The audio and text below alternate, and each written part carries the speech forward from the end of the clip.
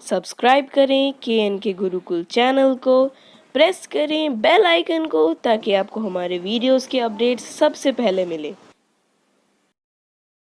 Hello friends, this side कविता मंगला। आज मैं फिर से हाजिर हूँ आपके सामने एक और वीडियो के साथ। आज की इस वीडियो में हम बात करेंगे इन अटेंडेंस ऑफ लैंग्वेज के बारे में। तो चलिए शुरू करते हैं।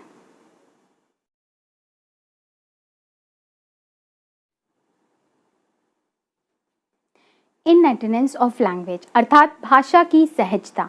इसमें हम इस चीज़ का अध्ययन करते हैं कि भाषा को सहजता से किस तरह से ग्रहण किया जाए। उसके लिए उसे दो भागों में बांटा गया है। पहला कॉम्पिटेंस एंड परफॉर्मेंस और दूसरा deep and surface structure. Famous American linguistic psychologist Chomsky ने कॉम्पिटेंस और परफॉर्मेंस को अलग अलग किया था। कॉम्पिटेंस में उन्होंने वर्णन किया था मनोवैज्ञानिक और मानसिक रूप की क्षमता को विकसित करने का, और परफॉर्मेंस के रूप में उन्होंने वर्णन किया था वास्तविक प्रदर्शन का। इस तरह से उन्होंने इन दोनों को अलग अलग किया था। अभी हम विस्तार से समझेंगे कॉम्पिटेंस के बारे में।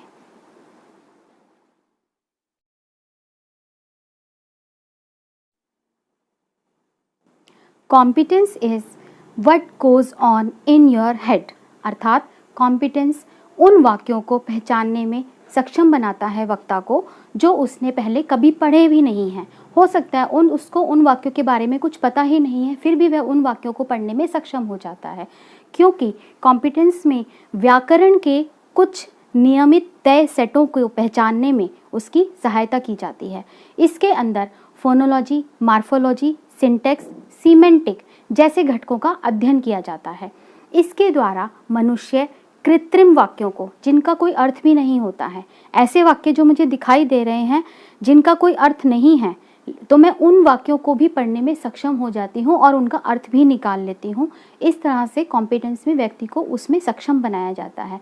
उदाहरण के तौर पे मैंने दी थी जो किताब पिछले हफ्ते पढ़ी, इससे इस वाक्य को पढ़ के भी, बेशक ये निरर्थक है, अर्थहीन है, लेकिन इस वाक्य को पढ़ के भी मनुष्य कॉम्पिटेंस के अंदर उसका अर्थ निकालने में सक्षम हो जाता है, जो कि है मैंने जो किताब पिछले हफ्ते दी थी उसने वो पढ़ी। इस तरह से कॉम्पिटेंस में हम अस्पष्ट वाक्यों को पढ़ने का हुनर भी सीख जाते हैं। अब हम बात करेंगे परफॉर्मेंस की।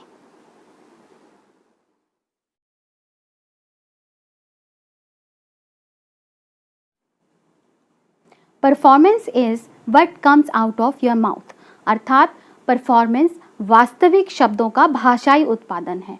यह कॉम्पिटेंस को भी दर्शा सकता है, लेकिन इसमें भाषा संबंधी कई त्रुटियां पाई जा सकती हैं। त्रुटियां mental disorder, psychological disorder, distraction, lack of interest, lack of limitations, इसके कारण बहुत सारी त्रुटियां पाई जा सकती हैं। अगर हम इन दोनों को कंबाइन करके समझने की कोशिश करें तो कॉम्पिटेंस कहीं ना कहीं परफॉर्मेंस से जुड़ा होता है। कॉम्पिटेंस में हम अर्थहीन वाक्यों को पढ़ने की कोशिश करते हैं जिनका कोई अर्थ नहीं होता है, और परफॉर्मेंस कॉम्पिटेंस से रिलेटेड किस तरह से होती है, जब हम उन्हीं अर्थहीन वाक्यों को पढ़कर अपना प्रदर्शन करते हैं तो वो प्रदर्शन कहलाता है, वो परफॉर्मेंस कहलाता है। इस तरह से दोनों आपस में जुड़े हैं, लेकिन चॉम्स्की ने इन दोनों को अलग अलग रूप से दर्शाया है।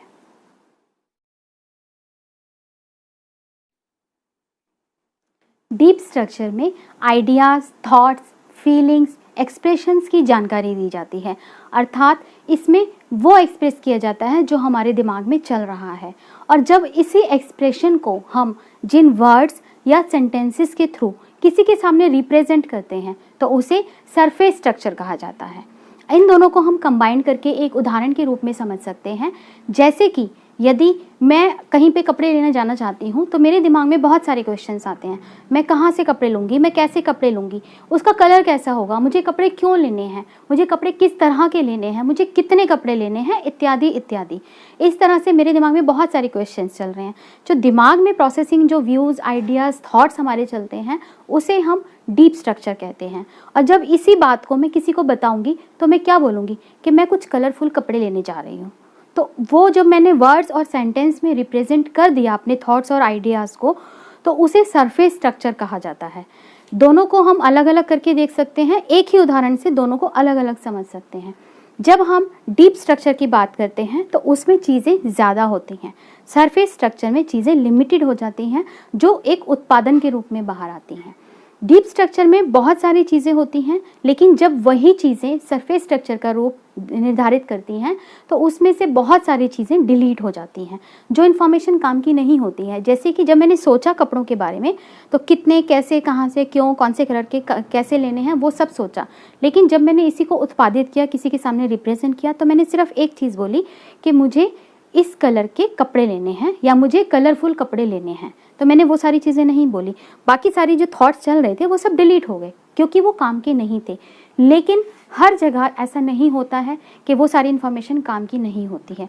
कहीं कहीं पर ये सारी छोटी छोटी इन्फॉर्मेशन भी काम की होती है। जैसे कि थेरेपीज़ में जब हम बच्चों की थेरेपीज़ लेते हैं, उनको भाषा का ज्ञान देते हैं, उनको भाषा सिखाते हैं बोलनी और पढ़नी, तो उसमें डीप स्ट्रक्चर की भी सारी चीज़ें काउंट होती हैं, उनको वो सारी चीज़ें सिखाई जाती हैं।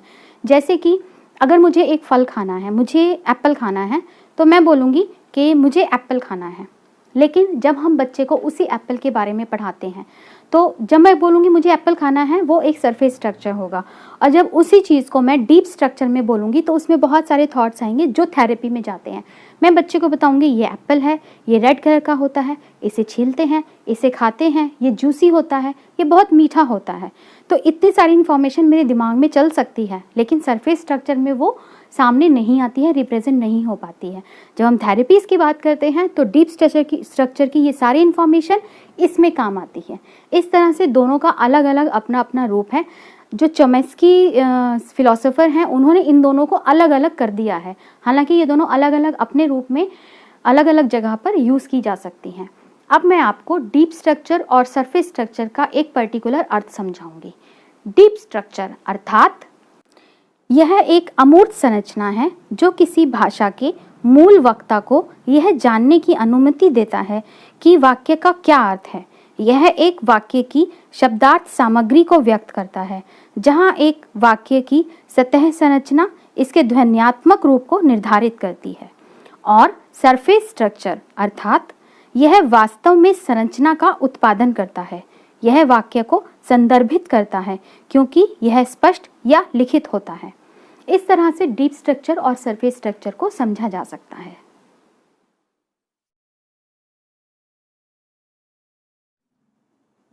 जब हम एग्जाम में किसी क्वेश्चन को अटेम्प्ट करते हैं तो उसका आंसर लिखते समय कोशिश करें उसे बुलेट्स में दिखाने की और फिर उसके बाद उसे एक्सप्लेन करने की। इससे आपका आंसर अच्छा बन जाएगा। उम्मीद करती हूँ मेरा आज का वीडियो आपको अच्छे से समझ आया होगा। इस वीडियो से रिलेटेड आपका कोई भी कमेंट, सुझाव, सजेशन या क्वेश्चन हो तो आप कमेंट बॉक्स में जाके कमेंट कर सकते हैं।